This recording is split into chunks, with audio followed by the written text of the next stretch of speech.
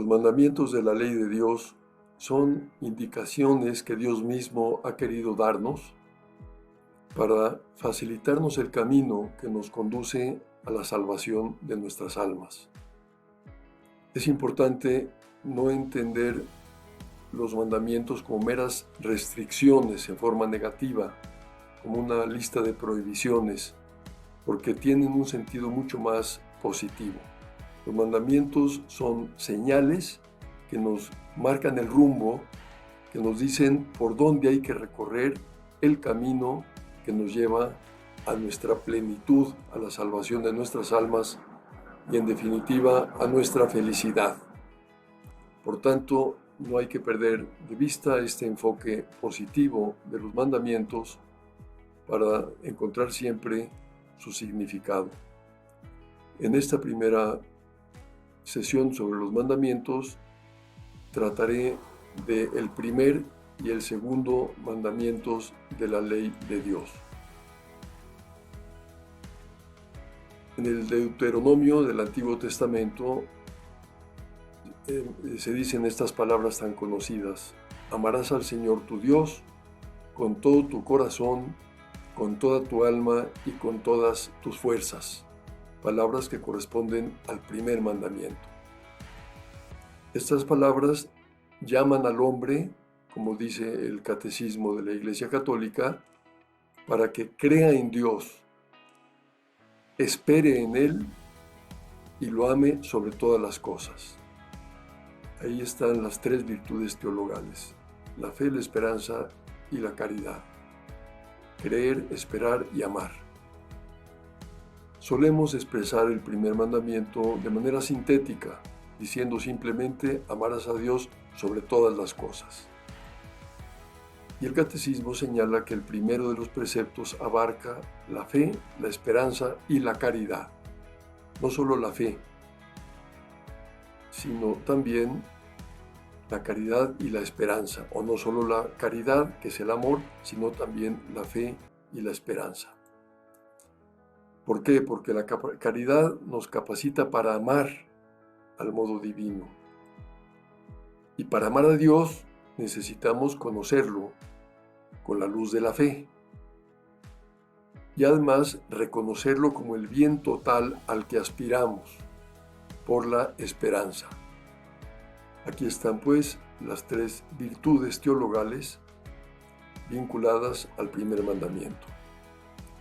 Jesús confirmó que el primer mandamiento es: escucha, Israel, el Señor Dios nuestro es el único Señor, y amarás al Señor tu Dios con todo tu corazón y con toda tu alma y con toda tu mente y con todas tus fuerzas.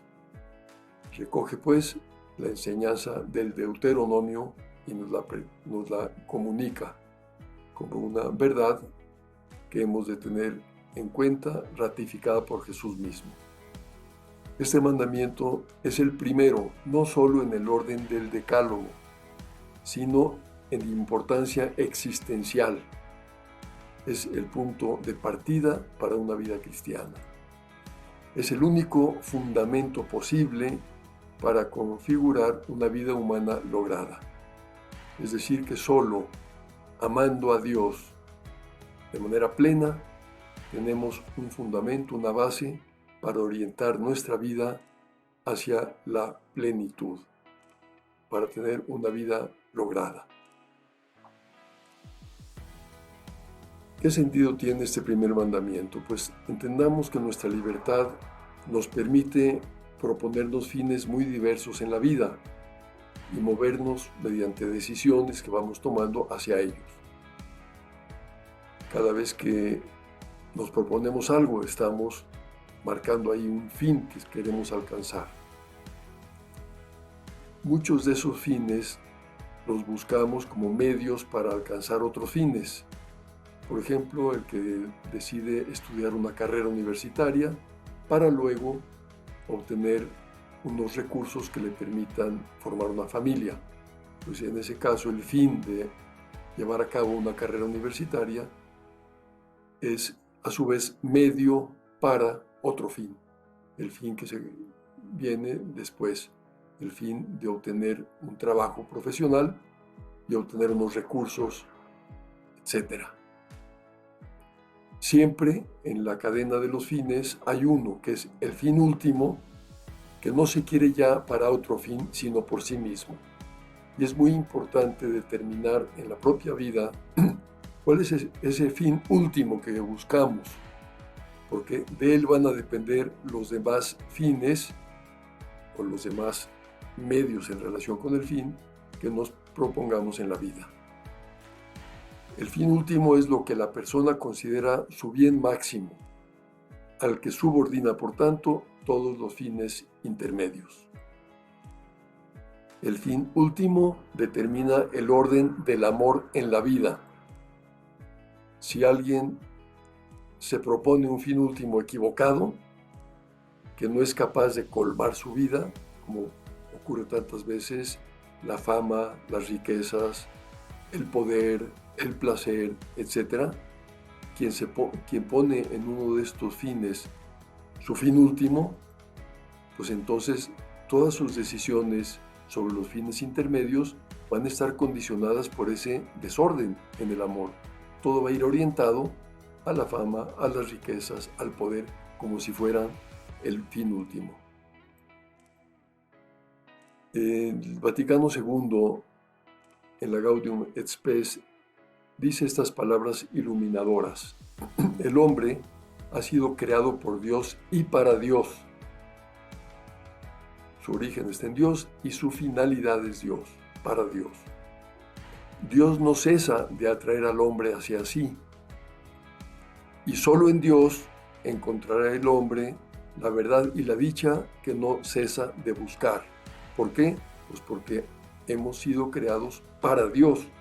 Por tanto, solamente en Dios se puede encontrar esa felicidad que todos buscamos. Y añade este texto: la razón más alta de la dignidad humana consiste en la vocación del hombre a la comunión con Dios. Ese es nuestro fin último, llegar a la comunión con Dios. Porque todo nuestro bien está en Dios. Y Él es objetivamente nuestro fin último. Alguien puede proponerse subjetivamente otro fin último, como tantas veces ocurre, pero objetivamente, es decir, el fin que corresponde a la persona humana es la comunión con Dios, el bien máximo que es Dios mismo. Solo Dios puede colmar nuestro deseo de felicidad. Nuestro corazón está hecho para amar a Dios y para dejarse colmar de su amor. Dejarnos amar por Dios y de esa manera amar nosotros a Dios. Por eso nuestra respuesta al amor infinito de Dios ha de ser de totalidad. Es lo único que tiene congruencia. Si Dios nos ama de manera infinita, espera de nosotros un amor total. Es decir, amarlo con todo el corazón, con toda el alma, con todas las fuerzas.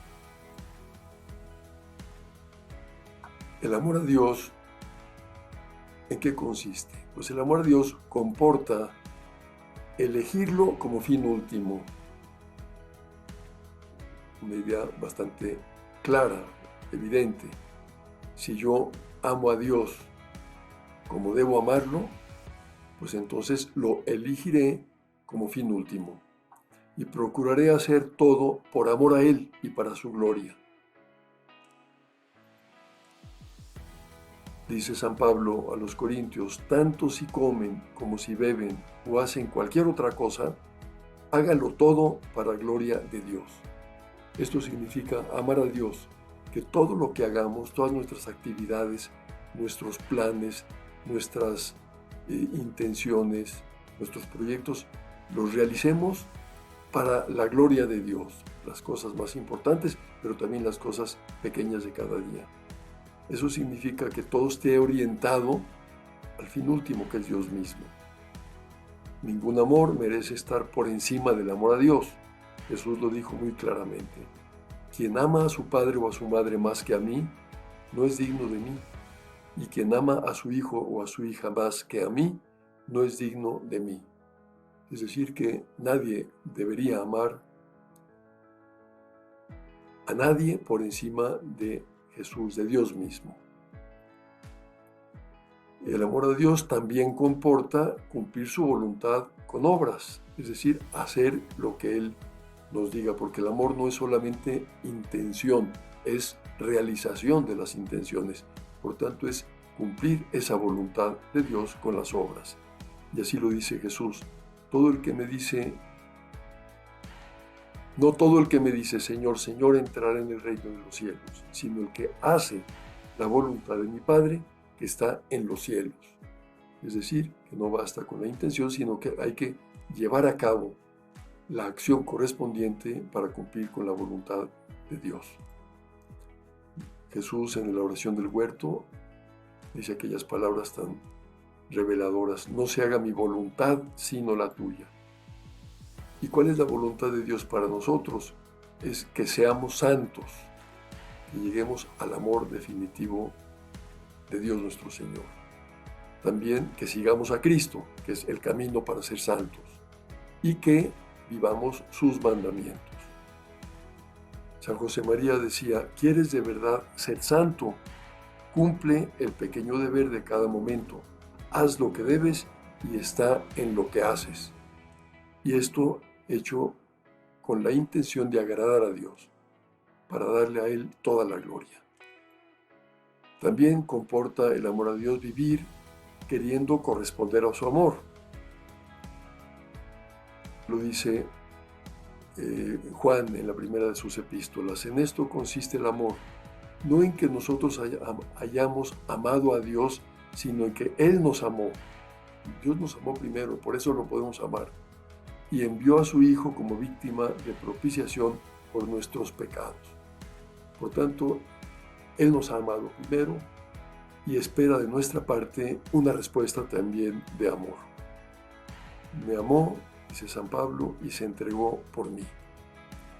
Corresponder a tanto amor exige de nosotros, pues, una total entrega, como dice San José María, un amor total. No es el amor un mero sentimiento, sino una determinación de la voluntad que nos identifica con la voluntad de Dios, que puede ir o no acompañada de manifestaciones sensibles.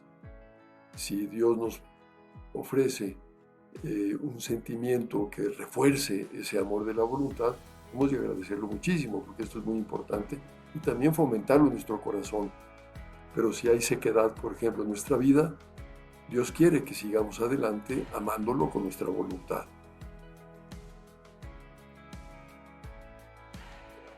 El amor a Dios se puede manifestar de muy diversas maneras. Por ejemplo, mediante la adoración, como dice el Catecismo, que es la primera actitud del hombre que se reconoce criatura ante su Creador. Es la actitud más fundamental de la religión, adorar a Dios, honrarlo. Así lo dice Jesús en el Evangelio: al Señor tu Dios adorarás y solamente a Él darás culto. La adoración a Dios libera de las diversas formas de idolatría, también actuales, que llevan a la esclavitud. Por ejemplo, el vivir para las cosas materiales, pues es adorar esas realidades que no son Dios, sino que desvían el corazón hacia otros dioses, entre comillas, hacia la idolatría de las cosas materiales. Adorar a Dios es adorar a Dios mismo como creador que es nuestro. También la acción de gracias es otra manifestación de nuestro amor a Dios, porque todo lo que somos y tenemos lo hemos recibido de Él. Dice San Pablo: ¿qué tienes que no hayas recibido?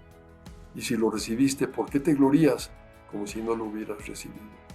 Todo lo bueno que hay en nosotros lo hemos recibido de Dios, y por tanto lo normal será que vivamos dándole gracias, y así manifestamos nuestro amor a Él. También la petición es otra manera de hacer oración y de expresar nuestro amor a Dios. Cuando le pedimos perdón por las cosas que no hayamos hecho bien, por el pecado cometido, cuando le pedimos ayuda, también ayuda para los demás, estamos amando a Dios. La oración de petición está pues llena de seguridad. Dice Jesús, si le piden al Padre algo en mi nombre, se lo concederá.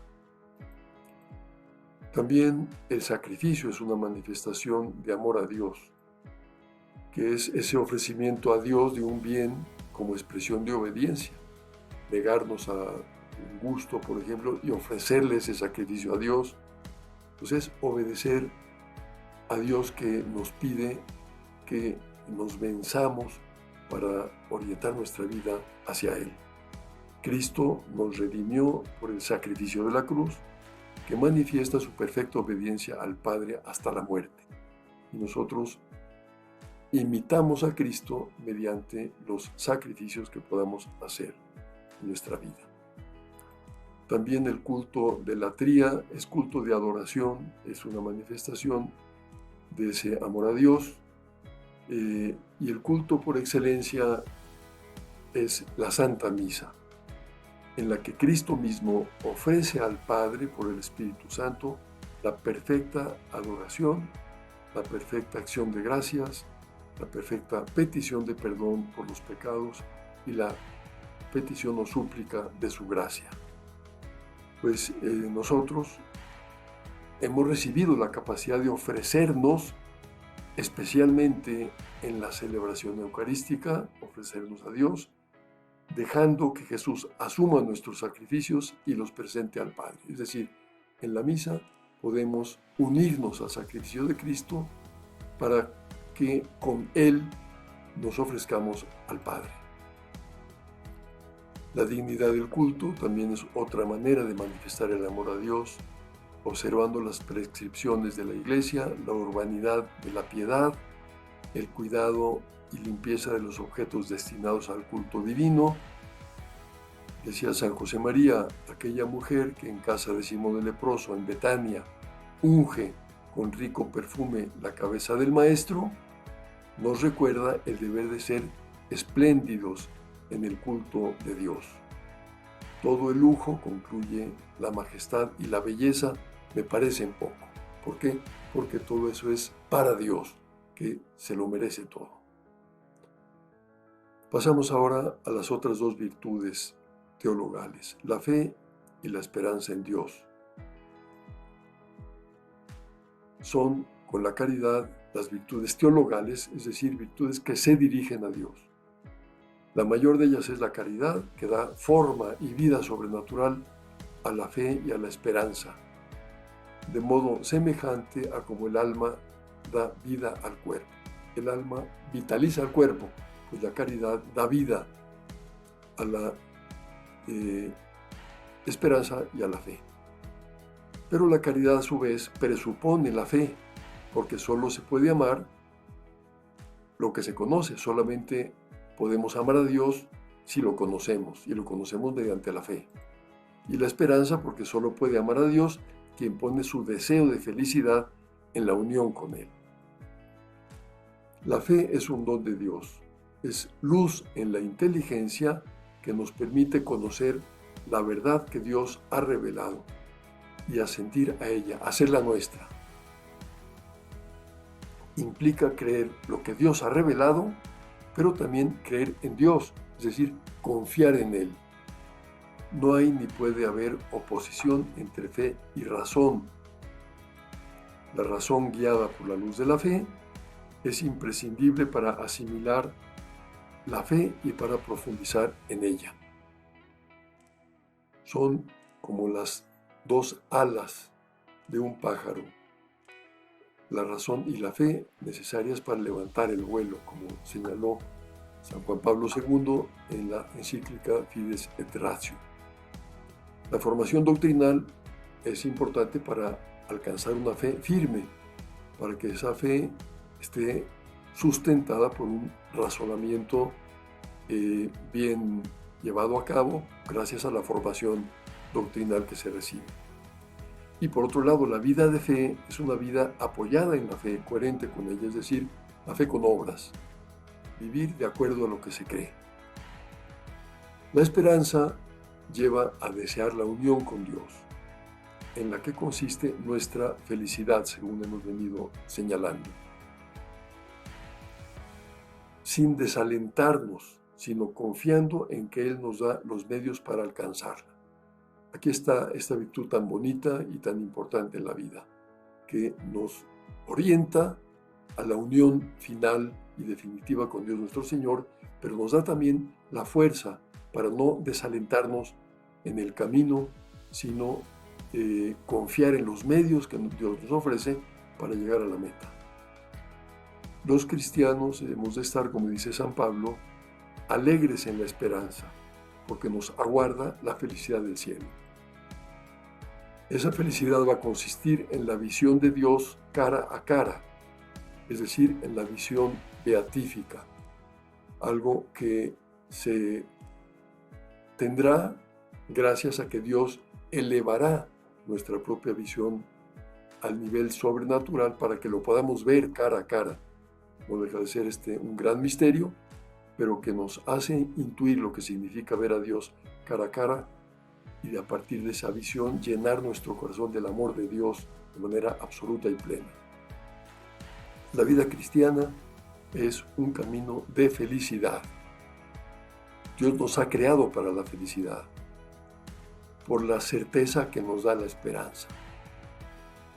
La esperanza nos da la certeza de llegar a la meta final si ponemos los medios, si cumplimos esa voluntad de Dios. Por eso gustamos anticipadamente algo de esa felicidad eterna, ya en esta vida. Es una felicidad compatible, por otra parte, con el dolor y con la cruz, porque el dolor, el sufrimiento, se pueden convertir en medios que nos lleven al amor de Dios y que nos llenen de esperanza para llegar a la meta final, a nuestra salvación. Al responder Jesús a la pregunta sobre el primer mandamiento, añadió después: el segundo es semejante a este: amarás a tu prójimo como a ti mismo.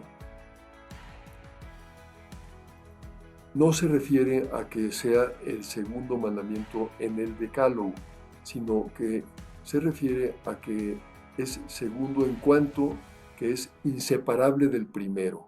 En otras palabras, no se puede amar a Dios si no se ama al prójimo.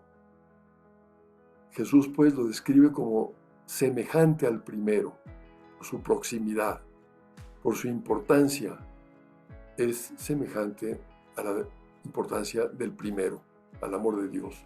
Y ese amor a Dios implica amar a quienes Dios ama. Dice San Juan estas palabras tan significativas: si alguno dice amo a Dios y aborrece a su hermano, es un mentiroso. Pues el que no ama a su hermano, a quien ve, no puede amar a Dios, a quien no ve. Y hemos recibido de él este mandamiento: quien ama a Dios, ame también a su hermano. Aquí está pues expresado por San Juan ese cometido que nos compete a todos de amar al prójimo para poder amar a Dios, ya que no podríamos amar a Dios sin amar al prójimo. Y el amor a los demás tiene como regla el amor de Cristo, es decir, Jesús lo dijo así: un mandamiento nuevo les doy, que se amen unos a otros como yo los he amado, ámense también unos a otros. La medida de nuestro amor al prójimo es Cristo mismo, como yo los he amado. Hemos de tratar de amar como Cristo nos ama. En esto conocerán todos que son mis discípulos. No lo lograremos nunca porque no podemos amar como Cristo, que es Dios, pero la invitación que Él nos hace es apuntar a ese nivel. El Espíritu Santo ha sido enviado a nuestros corazones para que podamos amar como hijos de Dios, con el amor de Cristo. Es decir, que no se trata de amar solo con nuestras fuerzas personales, sino que el Espíritu Santo nos da la gracia, eleva nuestro corazón para que podamos amar con el amor de Cristo a los demás. y nos ayuda mucho ver en los demás a Cristo. Si amamos a Cristo, pues amaremos al prójimo. Y así lo dice Jesús: cuanto hicieron a uno de estos mis hermanos más pequeños, a mí me lo hicieron. Querer para ellos, para el prójimo, su verdadero bien, lo que Dios quiere. Y lo que Dios quiere para cualquier persona es que sea santa y por tanto que sea feliz. Y la primera manifestación de esa caridad es el apostolado, que es el deseo y el intento, la ayuda que proporcionamos a los demás para que se acerquen a Cristo y sigan de cerca a Cristo. Para eso necesitamos comprender, perdonar, servir, corregir. Amarás a tu prójimo como a ti mismo. Esto pudiera a primera vista desconcertarnos. ¿Qué no es el amor a uno mismo egoísmo? Pues si Jesús lo pone como medida del amor al prójimo también, significa que existe un amor a uno mismo que es perfectamente válido. Es un amor recto que lleva a mirarse y valorarse como lo hace Dios, es decir, amarnos a nosotros mismos como Dios nos ama, buscando para nosotros el bien que Dios quiere para nosotros, que es la santidad y por tanto la felicidad que encontraremos en Él. Sí existe ciertamente el egoísmo, que es un desordenado amor a sí mismo, que inclina a poner la propia voluntad por encima de la de Dios y el propio interés por encima del servicio a los demás. Dice el Señor: si alguno quiere venir detrás de mí, que se niegue a sí mismo, que tome su cruz y que me siga, porque el que quiera salvar su vida la perderá, pero el que pierda su vida por mí la encontrará. Es decir, que hay que renunciar al propio ego, al propio yo, a ese amor propio desordenado, tomando la cruz, negándonos a nosotros mismos para amar a Dios y seguir los pasos de Cristo. Pero sin dejar de tener en cuenta que sí existe un amor recto hacia uno mismo. El hombre, dice la Gaudium et Spes, no puede encontrar su plenitud si no es en la entrega sincera a los demás. Por tanto, el amor al prójimo es algo necesario para la santidad. Los pecados contra las virtudes teologales son los siguientes: contra la fe, el ateísmo, el agnosticismo, la duda deliberada, el indiferentismo, la herejía, la apostasía, el cisma, etc. También poner voluntariamente en peligro la propia fe. Y hay pecados contrarios al culto a Dios, estarían dentro de este apartado de la fe, como el sacrilegio, la simonía, ciertas prácticas de superstición, el satanismo, etc. Pecados contra la esperanza son fundamentalmente dos: la desesperación de la propia salvación, pensar que no será posible salvarse, y la presunción de que la misericordia divina perdonará los pecados sin conversión y sin contrición, que se tiene asegurada la salvación y que no hace falta convertirse, no hace falta dolerse por las faltas. Desesperación y presunción. También es contrario a esta virtud poner la esperanza de felicidad última en algo que no sea Dios, porque es camino equivocado. Y contra la caridad, pues cualquier pecado es contrario a la caridad, porque cualquier pecado es contrario al amor a Dios. Pero directamente se opone a la caridad el rechazo de Dios, lógicamente, y también la tibieza, que lleva a no querer amarle a Dios con todo el corazón, sino de manera distante, calculadora, mediocre, etc. El segundo mandamiento de la ley de Dios: no tomarás el nombre de Dios en vano.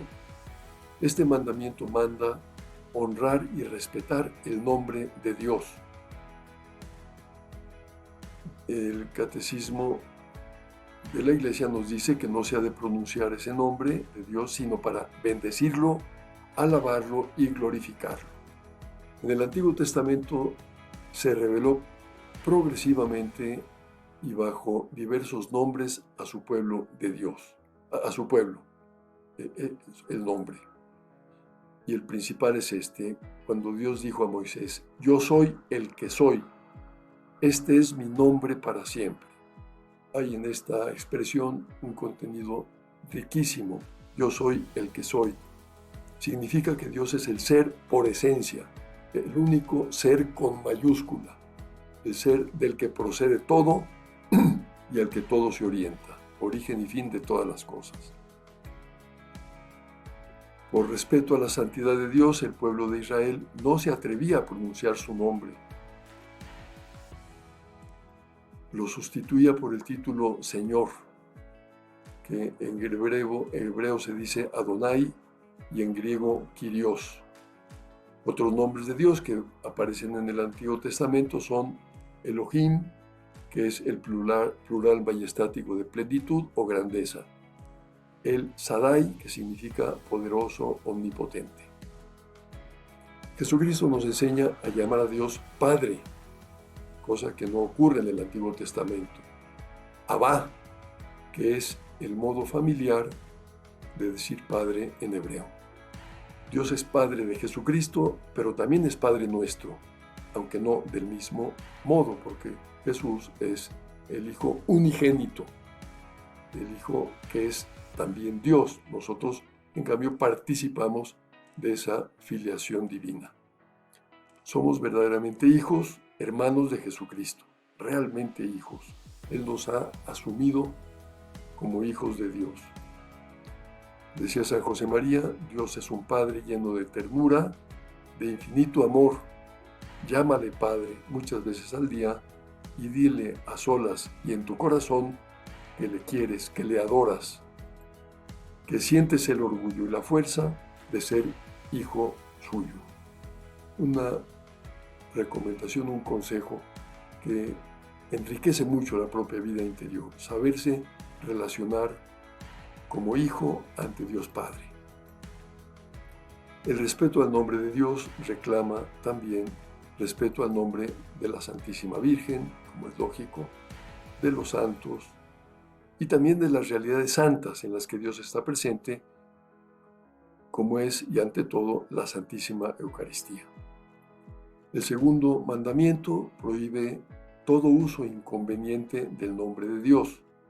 Por ejemplo, la blasfemia, que consiste en proferir contra Dios, interior o exteriormente, palabras de odio, de reproche, de desafío. Es también blasfemo recurrir al nombre de Dios para justificar prácticas criminales, reducir pueblos a servidumbre, torturar o dar muerte.